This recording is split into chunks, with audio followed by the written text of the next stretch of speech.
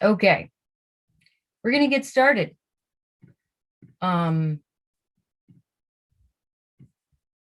name's Bianca Stone. I'm primarily a poet, but I am also a visual artist, and I often like to combine my poetry and art together into a hybrid genre called poetry comics. Um, I don't want to get too much into the weeds about what poetry comics might mean. Tonight, I just really want us to make some art, basically, with a poetic mindset, and use some lines of poetry as inspiration to make a sequential image. I want to thank the Believer so much for having me and having this thing in existence, and the Sequential Artist Workshop for co-sponsoring tonight. Just really awesome that this is happening. This is an example of this one of my poetry comic books. I'm gonna show you now. I'm gonna switch to the table view so that we can look at my hands while it's doing stuff. This is more an example of a collage, obviously.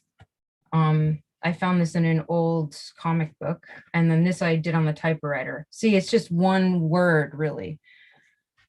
This one's a little bit more abstract. It's got a longer piece of a poem, also on a typewriter, that I put inside this word bubble. And then there's a little more work going on just with the text, or I mean, just with the image here. Some of the pieces are longer and they have panels like this, but they're all made entirely with poems. So the text is poetry, my own poetry. And I think of the images not just as illustrating the text of the poem, but really interacting with it, as if it was another line of the poem. So for me tonight, I would really love if you just challenged yourself to be as wild and crazy with what the image and text does together as possible.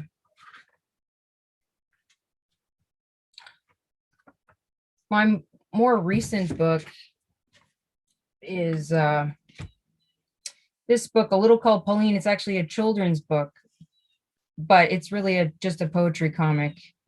And it's of a Gertrude Stein poem, obviously. Gertrude Stein couldn't be more wild with her language. It was a real fun challenge to make images out of something that really defied a mental picture. This line of the poem is, "A little called anything shows shudders. Come and say what prints all day." So you can see that there's really two different things going on here. There's the text, and then there's the story that's kind of happening with the image. There's a Matthew Zapruder line I'm going to read before we start. And he says that unlike other forms of writing, poetry takes as its primary task to insist and depend upon and celebrate the troubled relation of the word to what it represents. In following what is beautiful and uncertain in language, we get to a truth that is beyond our ability to articulate when we are attempting to use language to convey our stories and ideas. So tonight, I want you to follow what is beautiful and uncertain about language and images. There is no wrong way to do this. I want you to interact with your own mind and your own thoughts when you hear a poem or when you're reading the line of the poem, and really think about some images. Any image, it doesn't have to make sense. Yes, and I'll give you that quote. Here's the steps we're going to take to do this. If you're using the Charles Simic poem, this is what I recommend. I take the line of the poem and I sort of see where we're going to do 4 panels. Okay, so that's pretty much the only parameter is 4 panels. And here I, in advance, decided which lines I'm going to use in each panel, which can be helpful. But you can also do the images first and then decide afterwards. But if you want to do a little bit of a mapping out, that can be really helpful. Another helpful thing is to take the text and cut it up and use it that way.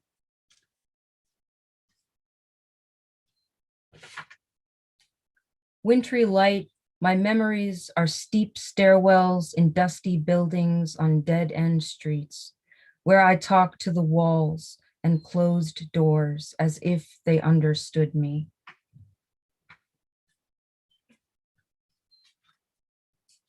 So you can see the different options here for a single line of poetry. My memories are steep stairwells in dusty buildings. I've got a bunch of random things here to use, which you guys are welcome to try too. My memories are steep stairwells inside dusty buildings.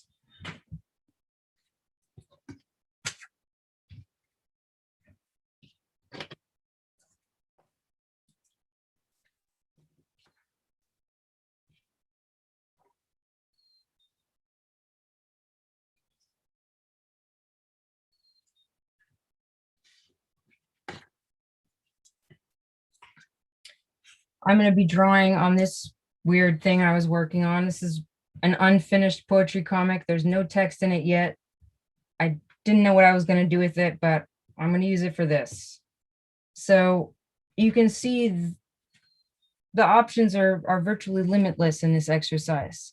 And it's really about seeing what sparks fire when you see this text next to a certain image. As you can see in the examples, everything changes when the image changes with the text. So really have fun with seeing the possibilities of putting an image with text.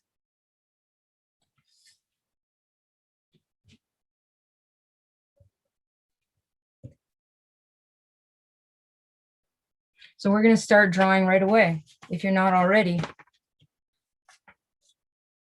4 panels, poetry comic, wild, passionate language. Follow what is beautiful and uncertain about language and image. Trust your own mind and imagination here.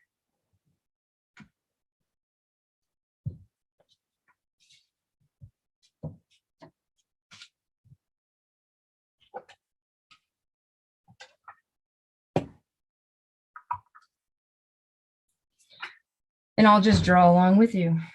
And if you have any questions, I'm happy to answer them. I have no idea what I'm doing, which is great.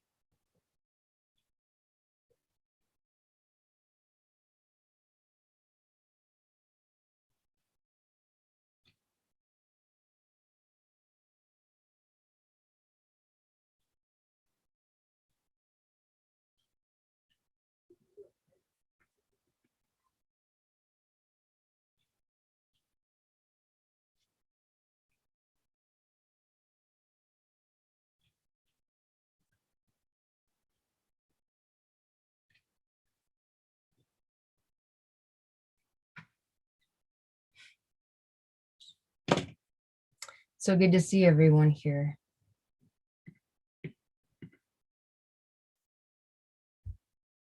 Betsy, Frankie,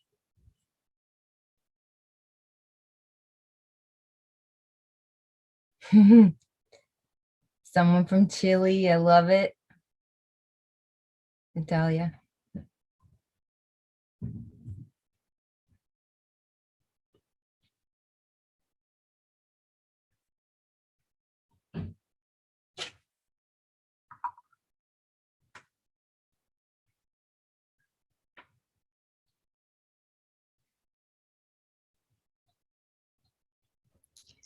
Bianca, Rebecca is wondering what kind of pen you're using.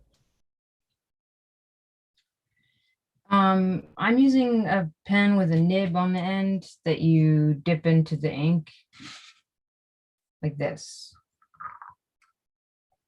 And it's really dirty, and I'm ashamed that I don't take better care of my pens, but yeah, I don't know what it's called. I'm not that deep into my dorking out over quills or anything, but I love using these so much, and I use them on very thick watercolor paper.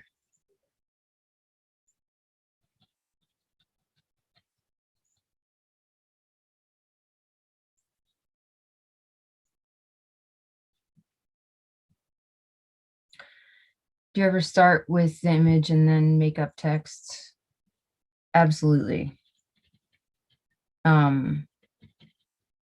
I think it's really funny because it's a little bit like the New Yorker caption contest, where you get to look at an image and sort of figure out afterwards what would be the best text to go with it. So it actually can be very beneficial for the overall outcome. Whereas something like this often will come out a little more random feeling. But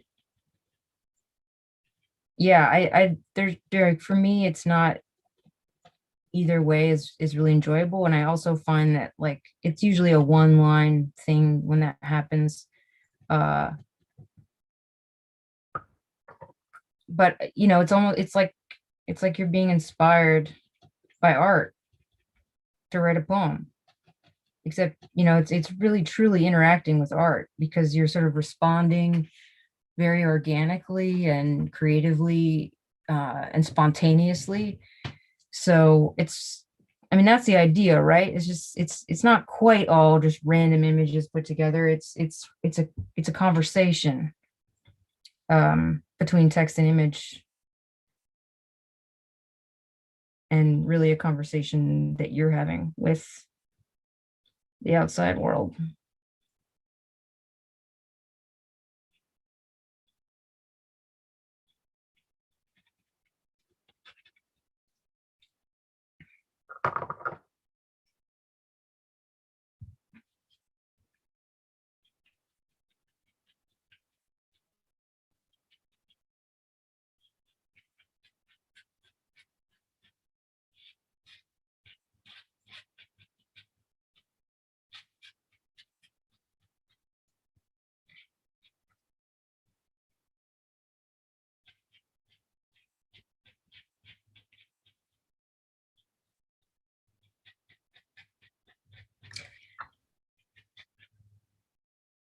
How Yeah. do you avoid being too literal when coming up with images for text?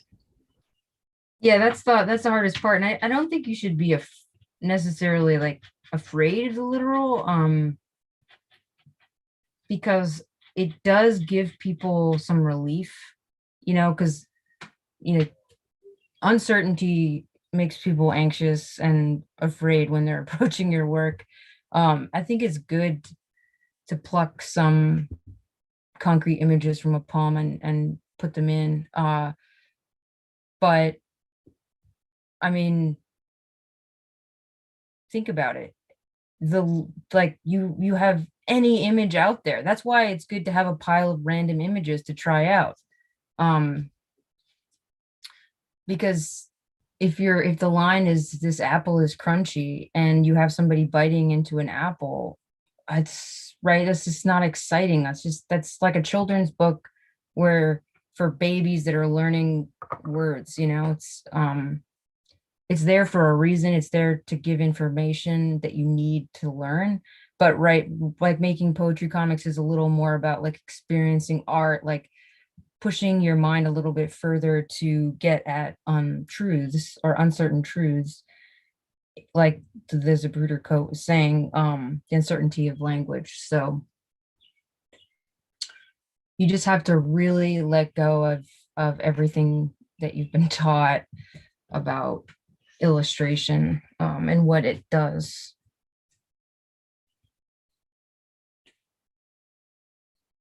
It's like a PowerPoint where the slides are just bullet points of what the presenter is already saying. Yeah. Yeah, it's like awkward and embarrassing. It's like, well, we already know that. It's not really giving me anything.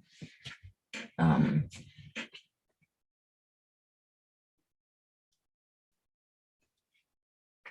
yeah, I mean, it's challenging. It's, for me, it's not challenging to find, to not be literal, because it's, you can just do anything. And I love spontaneity, and I love kind of collaging, even if it's not with magazines, you can collage with your themes. And I, but I, you know, I worry sometimes that it's not strung together enough. But you know, the language does that for me. My poems hang together. I almost always do my own poems. I did this Gertrude Stein one, but I think it, for me, it just makes more sense to do my own poems. I don't know.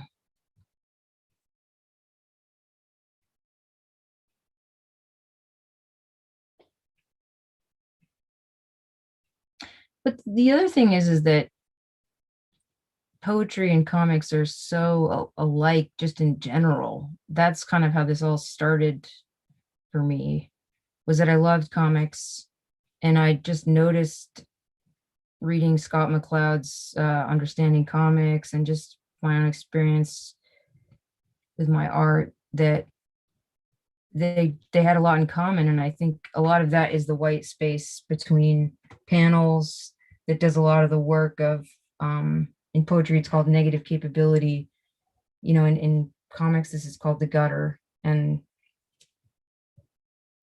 so there's a lot, you know, there's a lot of work that poetry does on the page with white space as well. And you know, comics can really be emotionally heightened by what's missing visually.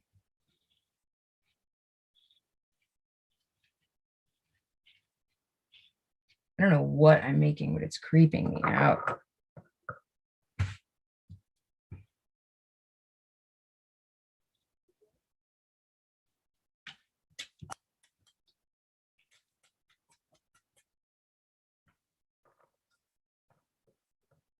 Negative culpability. Yeah, that's great. This might be where I get the white out.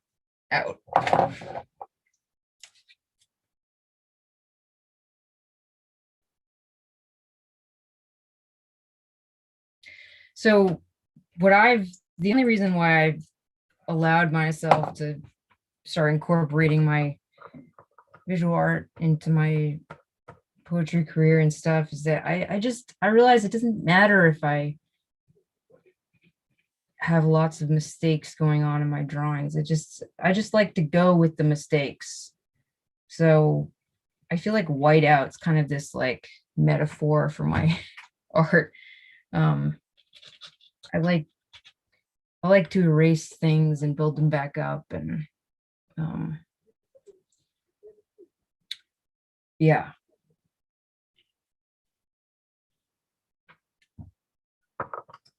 I mean, I wish I could do things that like professional comic book artists do.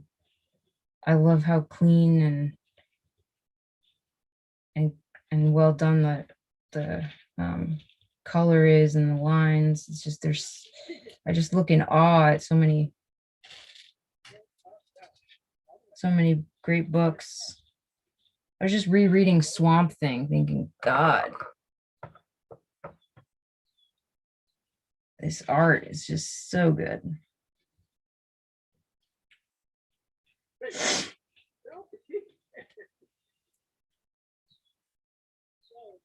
So what are we at here? 7:23. Do young people even know what whiteout is? Seriously. Are poetry comics common enough to have a dedicated fan base or demographic, or is it more of an untapped potential? Oh,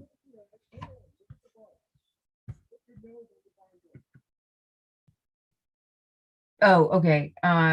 Yeah, it's a really small niche world, and I'm dying for more people to start doing it, because I just need more variety out there.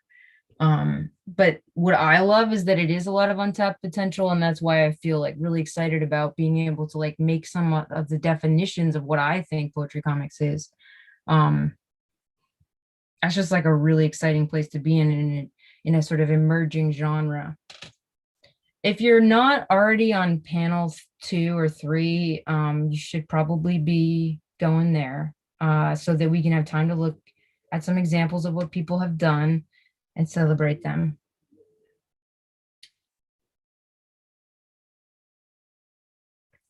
Who inspires me?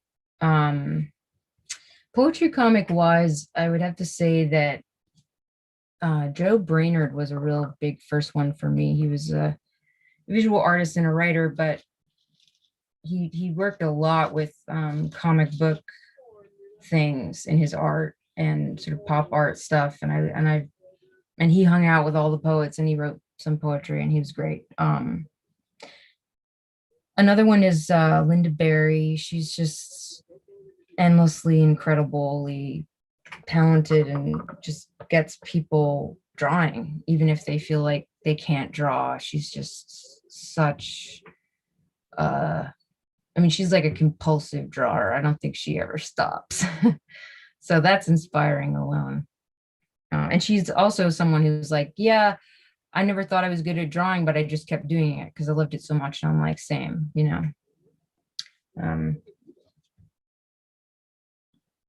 I'm like, everybody should be moving on. I've been drawing one sad picture this whole time. Uh,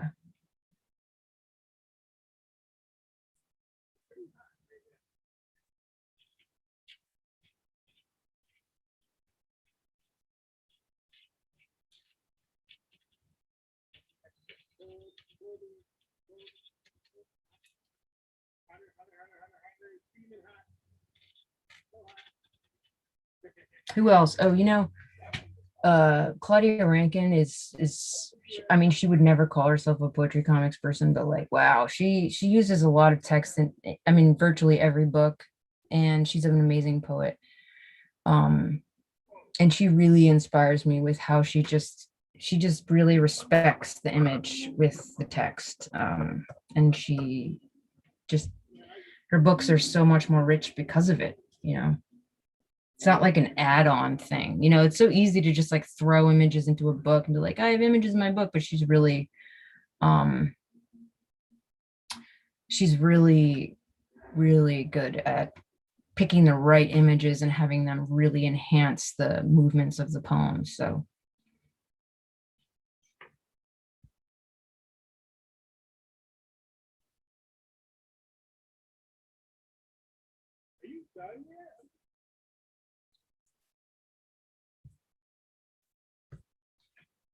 I'm gonna do some texts.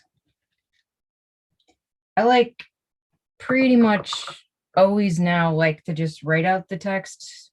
I was really hard on myself about my handwriting, and I said finally I was done with that. I'm going to embrace my handwriting. So now I have a lot of fun doing text and just having fun with fonts all around. I love doing like poster stuff with fonts and uh, let's see, entry.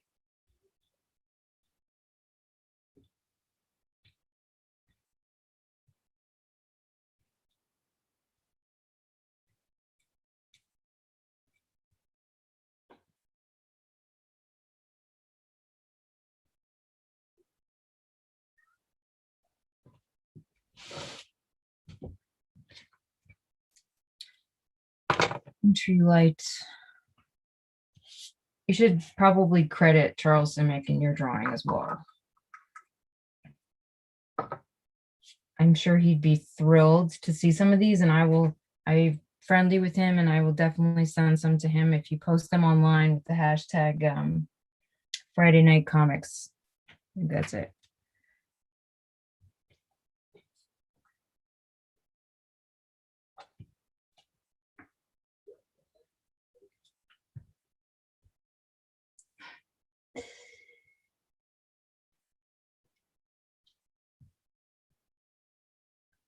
Okay. My memories.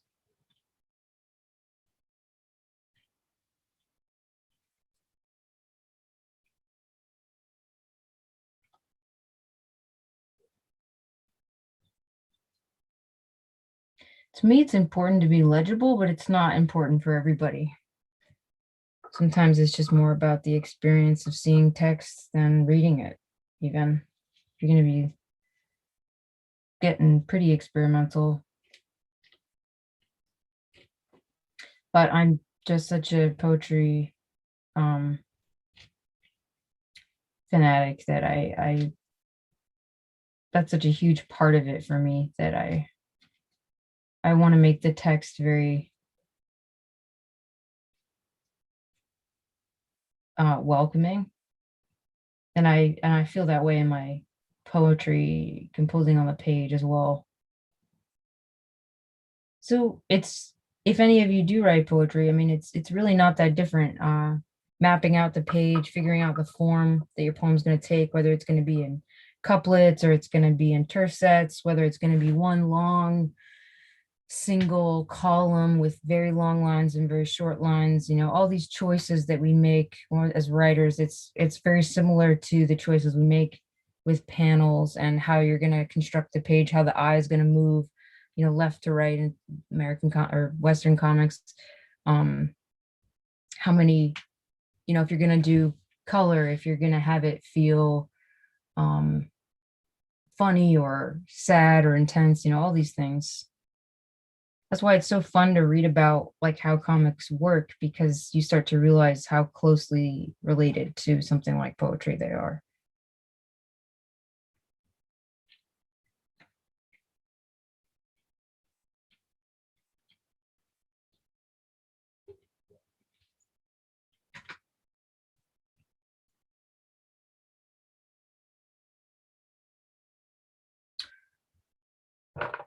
Oh my God, this is demon face. What to do with this? Oh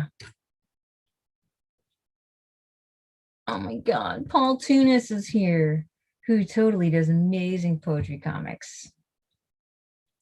And he's asking, are there comics or poetry making pitfalls you would recommend people getting started avoid? Sounds like you've got something on your mind, Paul. I mean, I'm not gonna name names, but like it's definitely like a preference. Like you got to check out what people are doing and see what kind of, it's like what kind of comics you like. You know, for me, I like more like complexity and messiness, and like I'm not as into it looking exactly like a comic with just poetry as the text. But that's just like in my own practice, I think. I think I love reading different things than I do.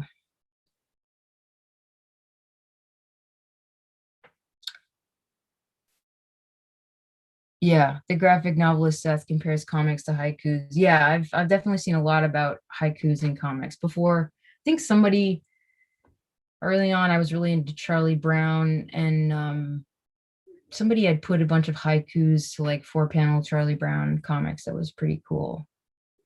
Um, do you recommend any comic making readings? Oh, to make comics. Well, Making Comics by Scott McCloud is really, really good. That's the only book I have on making comics. I have lots of collections about comics and stuff, but yeah, for constructing comics, I would say that.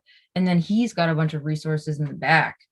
Um, I mean, I hope to put a book together on poetry comics someday soon.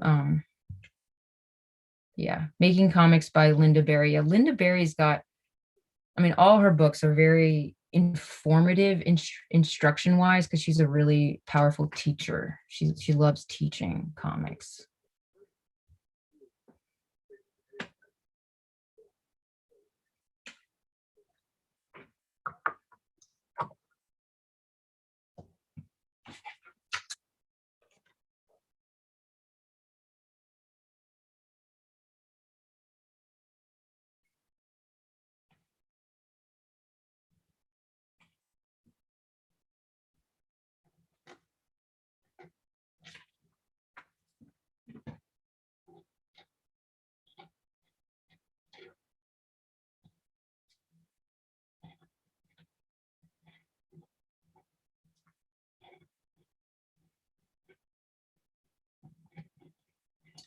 tell you, I used to cry about doing cursive in school, literally. Now I'm Googling how to do Ks and stuff. I love it. I'm another lost art, I have to say. Whiteout and cursive and typewriters, all poetry comic friendly items.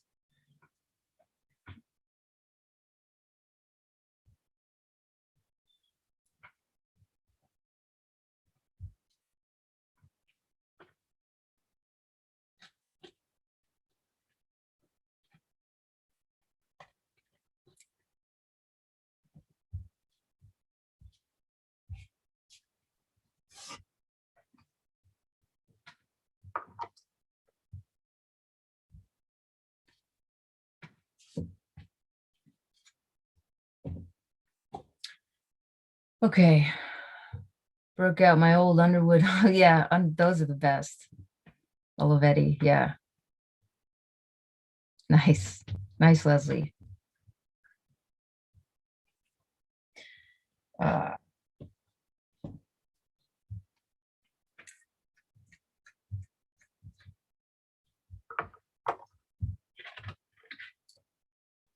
the next line is bomb. Where I talk to the walls. Okay.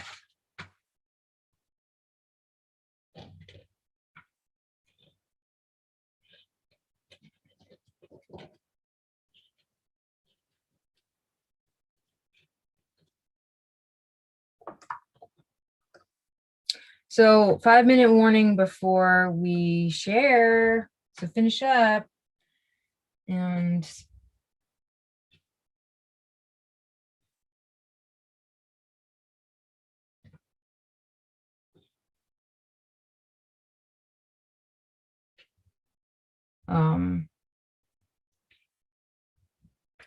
where I talk to the walls.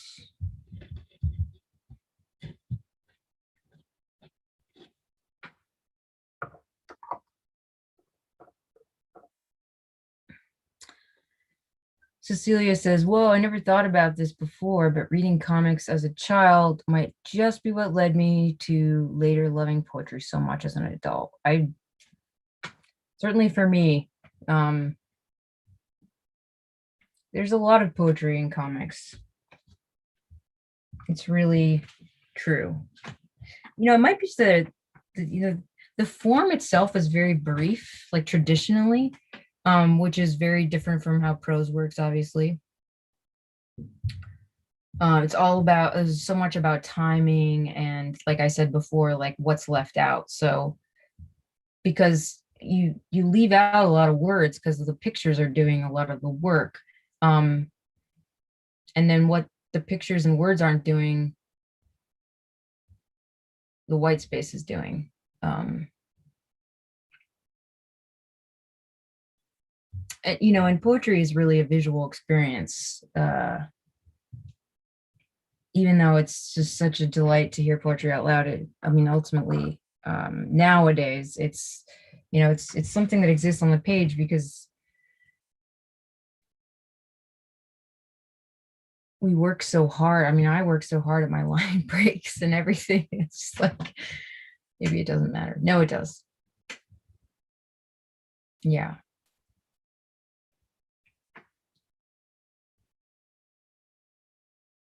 Yay. Katie's not a comic artist, but tonight she made a collage with a bit of poetry. Collage and poetry work so well together. It's really, really true.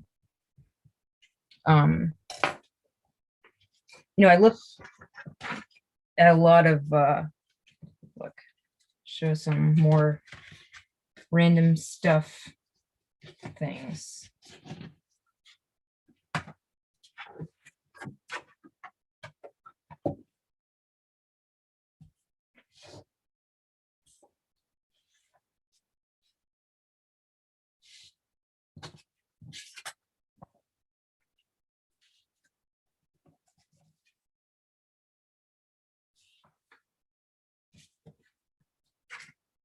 Now, how cute is this?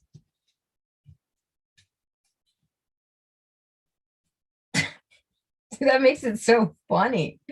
Wow, It's hilarious. Uh,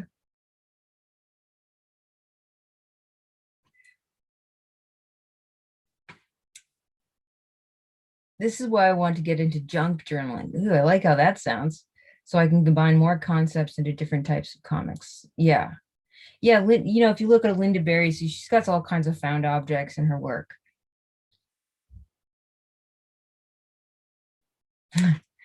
Yeah, this little Cupid guy, paper doll or something.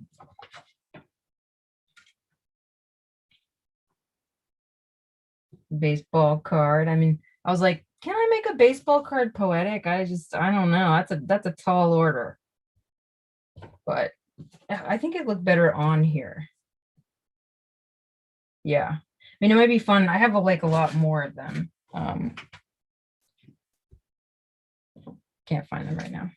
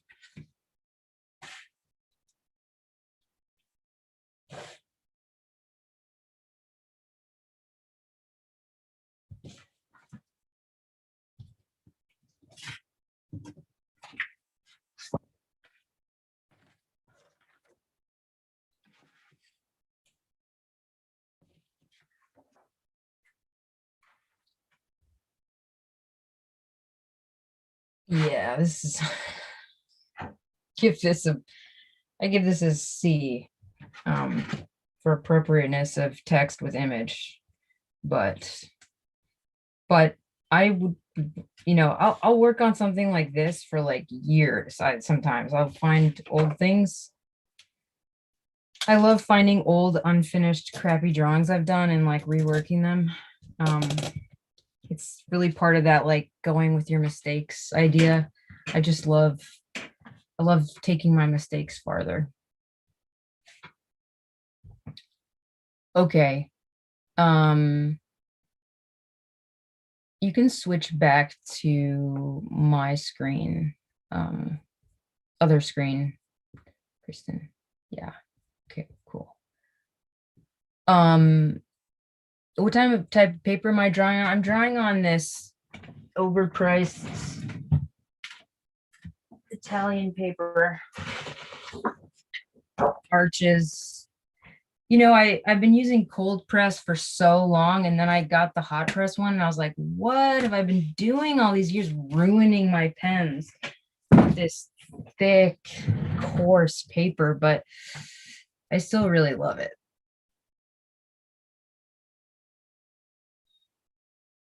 It's a nightmare to scan it. It just is so yellow looking. Yes, I love watercolor is my favorite thing to work with. When I started out, I was really just using like kids watercolor paints. I've obviously expanded since then, but I use a lot of pen and ink. So for me, watercolor makes a lot of sense to color in. I do worry about copyright issues a little bit, but not really because, I mean, it's really not an issue. I think if you were using something very contemporary image wise, that it would be a problem. But old magazines and stuff you don't have to worry about. But then, you have artists like Andy Warhol painting that soup can. That was somebody's art. Um, there's a lot of poets and artists who play with other people's art in their art, in a sort of ekphrastic way. Ekphrastic is writing about art, but it doesn't have to be writing. It can be art about other art as well. So there is a tradition of borrowing and sharing, but I think use your intelligence for that one. Okay, so let's share. We can always go back to questions if we have extra time, but I'd love to see some of your work. I'm so excited that we did this together.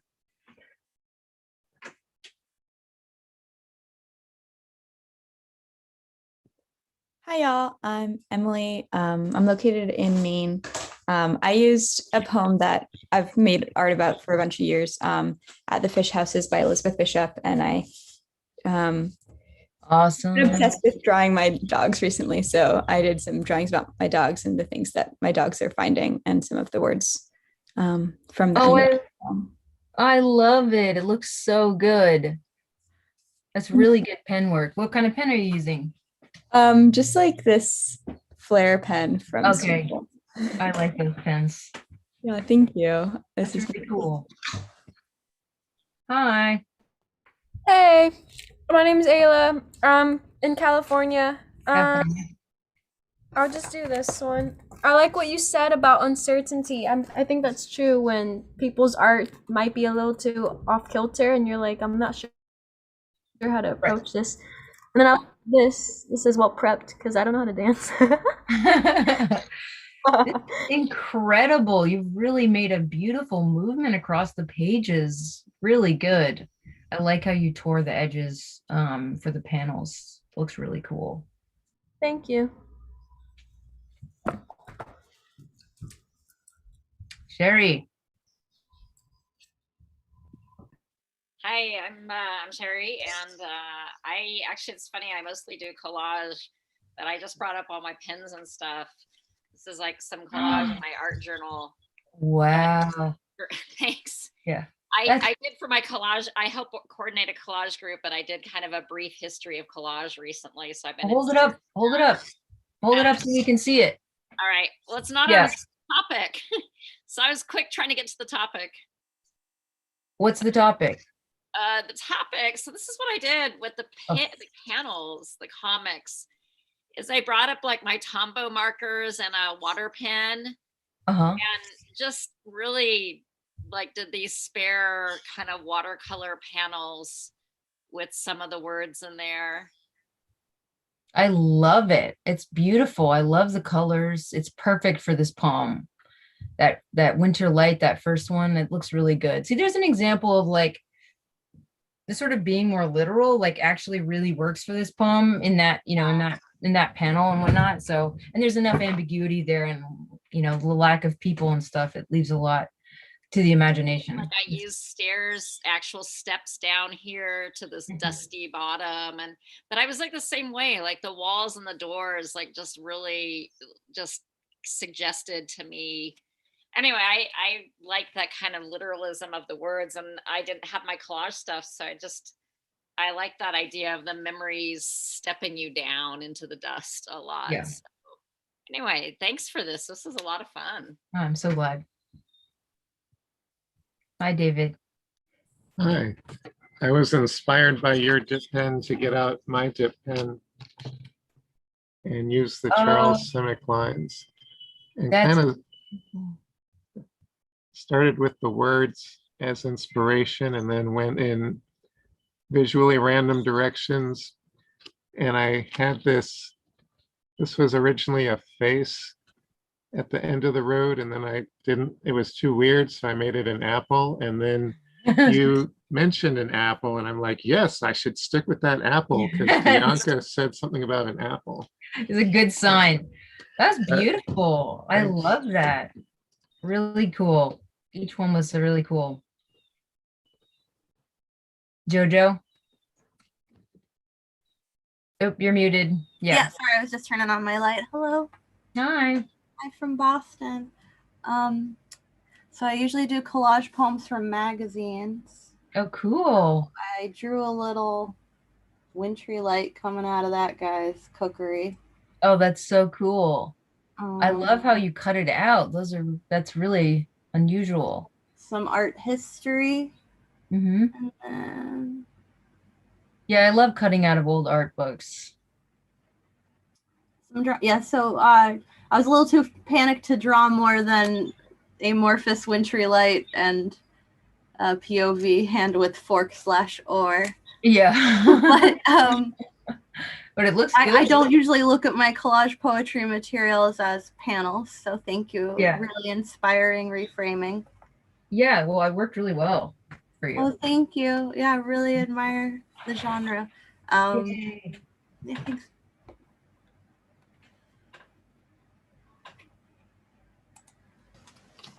Hello. Hello. My name's Rob Astor. I'm from Traverse City, Michigan. I'm a poet, but I use one of my poems, and here's what it ended up as after the Oh, wow. after the Yeah. workshop. I couldn't use it all. Yep. But here's sort of what I came up with it. Let's see if this works. Can you see that? Well, that's too far. Oh, wow. So this is sort of, Beautiful. it's titled Dawn for Lost Voices. It's Mhm. sort of, I was a Peace Corps volunteer and I'd spent time in different cities and stuff, and it was sort of, so this is sort of the first panel. I can't even read it, but maybe you can read it. I can't. Uh, Often.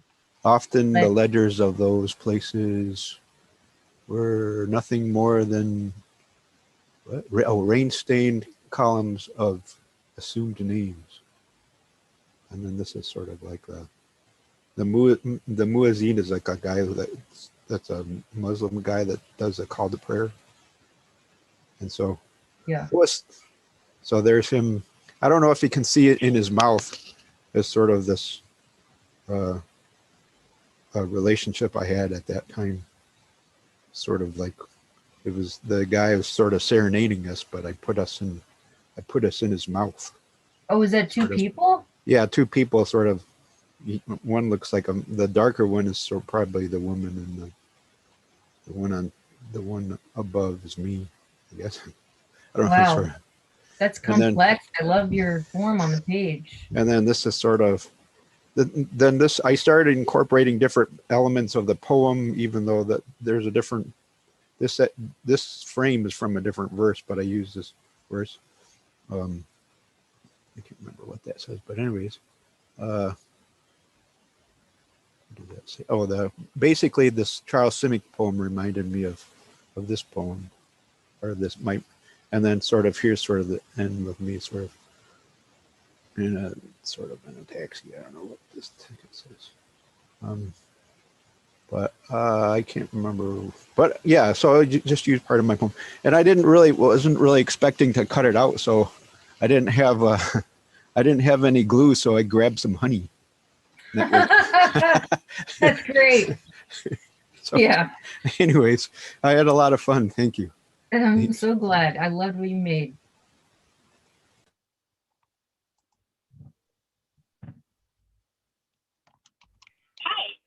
Hi. Hang on. Oh, I'm gonna mute you. Oh.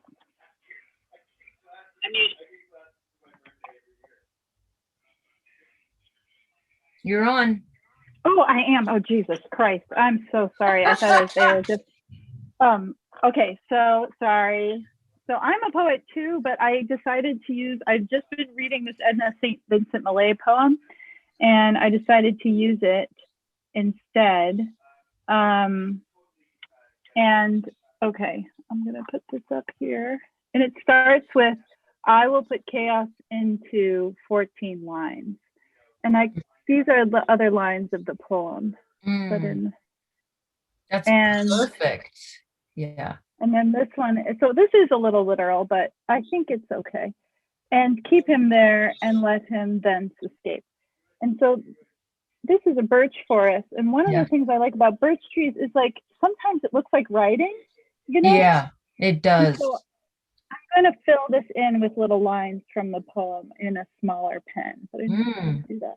That's a great idea. idea. And then this is, if he be lucky, let him twist and ape.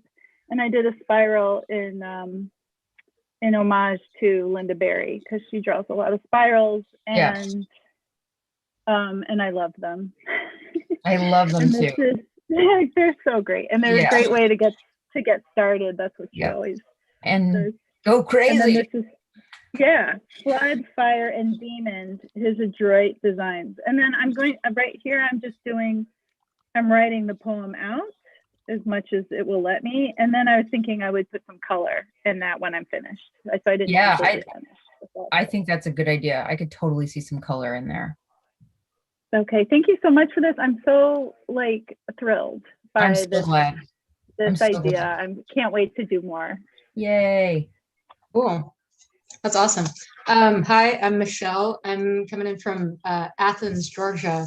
And I've done a little bit of comics and a little bit of poetry comics, but this is my first time joining on. But I think I took it a little more literal maybe. Yeah. But I really wanted to do the kind of weird panel stuff with the stairway coming down. I love that. So that was the first image when the poem came up that really stuck in my mind. And I wanted the kind of the sunbeams in an old house and stuff and the dust. I wanted that kind of going through the whole thing. But I love it so much. This was a really neat exercise, doing something kind of more on the spot rather than I tend to plan things out for a really long time. So that was definitely really cool. Oh, I'm so glad. Yeah, it's really fun to see where your brain takes you. That was a really good use of the panels. William.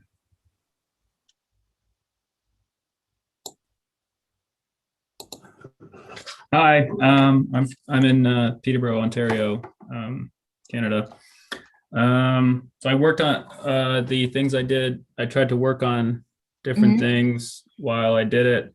And during COVID, I haven't been able to get any dental work done. So I've been going to the dentist a lot. So I've been working on my teeth. And so I decided instead of trying to make a perfect drawing to work on some things while doing this. So there's a lot of directionality in the poem I found. So yeah, it's it used the Simic poem, right? The one that you posted in the chat. Yeah. And that's so cool. I love your own stuff comes into it, obviously. That's beautiful. I love that. Thank you. That's so great. And yeah, the way you use the page all around is really good. Yeah, trying to on my Rob Liefeld splash pages these days. Yeah. Yes. That's awesome. Thank you. Thank you. Emma. Hi. So I'm based in southern Chile, and this is the first time I've ever gone to a poetry workshop or an art workshop, but it just sounded irresistibly cool. So this is what I did. Awesome. I'm not much of a drawer yet, but I would like to be. Oh my God, you got it. Yeah, I took trying to not feel too literal, because that's something I always think about with, I guess, art and music. So I thought about maybe something that someone could be looking at or talking to in their daily life.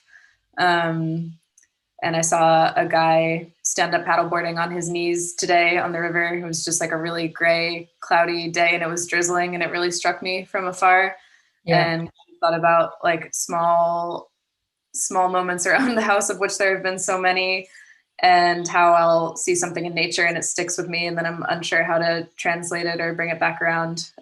So that's what made me think of the bird's nest in the forest. I mean, you just described the process of writing a poem, exactly, and it's all here. It's wonderful. And it's interacting with the Charles Simic poem. So there's a lot of layers to it. It's beautiful. Thank you. And thanks so much for everyone sharing, because it's getting me really inspired to continue. Yay. Allison. Hi, everybody. Hi.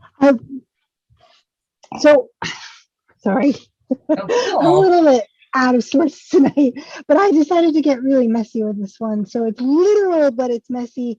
And I have had this tray of the Dr. P.H. Martin's inks on my table for 8 months now and never used them. So I actually just drew with the eyedropper in a hurried, frenzied mess.